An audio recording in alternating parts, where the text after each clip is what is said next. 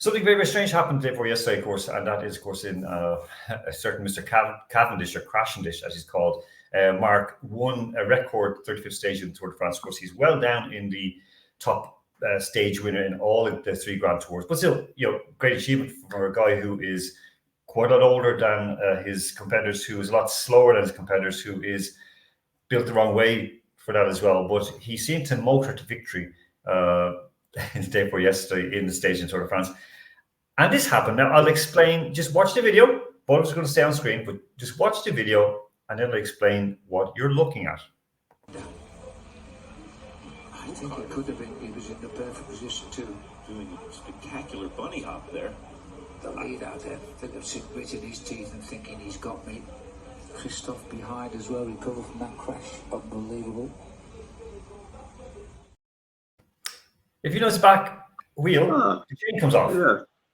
Now, I heard this explained away by fluffers and by, let's just say, people who have a vested interest in supporting this idiocy and the sporting idiocracy, saying that, it's because he was going so fast, 1.5 kgs, watts, blah, blah, blah, blah, and he's going so fast. And then when he slowed, the chain reacted and just flipped off, just dropped off. Doesn't happen like that. That's not what science is. That's not how physics works. Simply, and again, his bike was not checked after the stage for motors. Fact, not checked for a motor after the stage. He changed his bike, as they seem to do quite regularly. We've discussed this, of course, with many of our cycling expert guests and colleagues and friends. So basically, he would have had a motor on the bike, because even the way he moved, the smoothness of it, it was crazy. I mean, there's so many examples of this, from Chris Froome literally motoring up a mountainside. I mean, some of the stuff that we've seen has just been terrible. Tadej Pogačar as well. Literally, like we discussed it actually in a workshop. Him motoring up a mountain 10%. It was insane. Looking at that clip, I had to double check. I had to ask you twice. Are you sure that was uphill? Because the angle was quite high, and you couldn't really tell from that clip. Thought, he's just putting it. It's mental. It's insane. Yeah, and this is what we're meant to believe, and this is why when we speak about fluffers, cycling has been among some of the very, very worst and most devastating and most disastrous for the sport. And the people who go in and make their money off it, they really don't give two damns. What they basically want to do is make cash, and they basically whore themselves out, and it's a really sad situation. So the next thing I'm going to play is an in-studio reaction to this, okay? An in-studio reaction to this, and I'll explain it a little bit more. So we've seen that anyone with a brain in their head, everyone knows what he does, motor doping. Everyone knows what's going on, but these people they sit on the couch with ex-cyclists who are all accused of doping, all had failed doping tests, not a word said. So this is basically saying, you're a primary school teacher and you're sitting down on a couch with a load of pedophiles and saying, God, isn't that paedophile there really good? But again, this is a false equivalent, but this is what we're talking about. This is like just disgrace, because these people are ruining the lives of kids. Simple as that. This is the reaction in the studio. Again, interestingly, it also says ITV studio. These are people who really should know better. Bloody hell. No, good. Bloody hell. Oh, where's he going? Oh, you're going to get stuck. Come on. Oh, get out.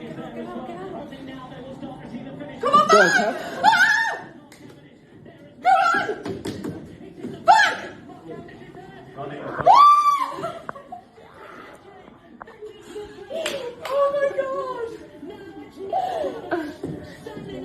Oh my god!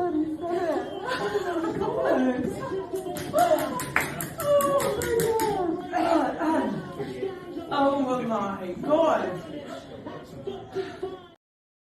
Eurosport, Sports Channel, they're there. So when the people are reacting like this, it's like they're doing this to what's going on. And in a sport like cycling as well, football, people still are struggling with come to terms with, but in cycling it's bad. Andrew, do we need these kind of people in sport? Do we not need people who, and being filmed by a former cyclist who's also been done for doping? Do we just need people with brains, or people who just want attention? Basically, film me, watch me celebrate. That's what they did. This is a trend that already we've highlighted within this show, but I think everybody will have noticed by now, is these caught on camera reactions which are the most staged things ever. Yes, it is interesting to see, because some you can tell are just genuinely euphoric. The thing I found really odd watching that clip was there was clearly a bit of excitement, but then it all went rather almost quiet at what was clearly the moment when he sort of crosses the line. Sort of, you mentioned it sort of covering their mouth. Sort of, they didn't look scared. They just sort of didn't seem to know what was the right way to celebrate. I just don't get it. I mean, I was watching the chase to the finish of the stage when everyone is slapping Cavendish on the back, and there was a whole crowd of bikes, and I thought there was somebody crashed just about 500 meters out, whatever it was, and all of the commentary, some of the commentary was in itself quite entertaining to listen to, but my God, they're going overdrive into quite what a magical story it is. Now, as an outsider watching it, you could easily get sucked in by this, because there's a lot of noise, there's a lot of drama.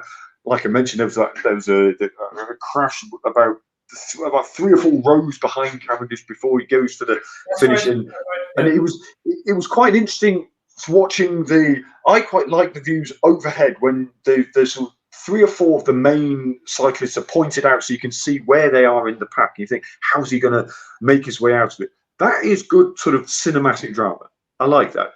The commentary, you've got to put everything into it, whether you're selling it or not. But when you have people in the studio, captured reaction, look what behind the scenes was. It's about as in front of the camera as anything. It's the most staged thing ever. Exactly. If you're going to do it, be natural. If otherwise, you're almost ruining your own product. It is always undercutting themselves.